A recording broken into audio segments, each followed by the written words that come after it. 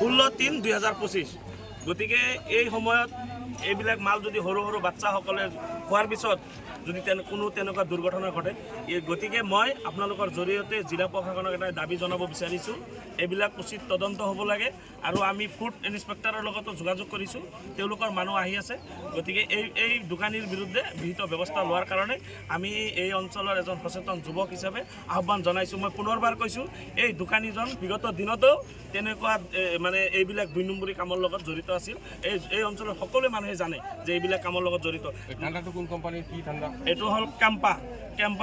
orange company আৰু আপোনাৰ এইবিলাক যে আছে চিপছবিলাক যে বিক্ৰী কৰে এইবিলাকৰ ডেট ফেল হৈছে গতিকে এইবিলাক বস্তু কোনে খায় সৰু সৰু বাচ্চা 3 বছৰৰ পৰা 7 বছৰীয়া 8 বছৰীয়া বাচ্চাসকলে এইবিলাক মাল খায় এইবিলাক বস্তু খায় গতিকে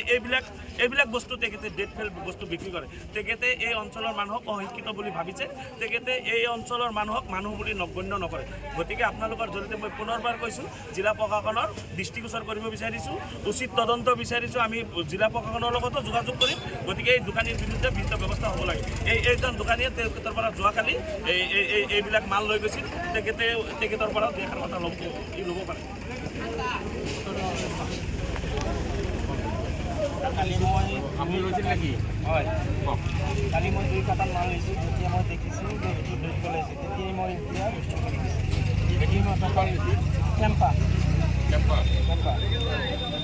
এইটো ল'লোঁ এইটো লোৱাৰ পিছত যেতিয়া মই ডেট দেখিছোঁ তেতিয়া ৰিটাৰ্ণ কৰিছোঁ আৰু আশে-পাশে যিটো মানুহ আছে আমাৰ জব্বৰ মামা তাক মই খবৰ কৰিছোঁ তাক খবৰ কৰি মই মালটো ঘূৰাই দিছোঁ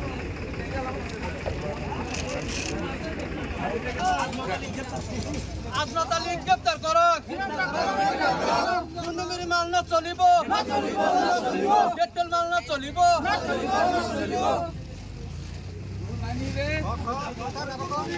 পেট্রোল মাল না চলিব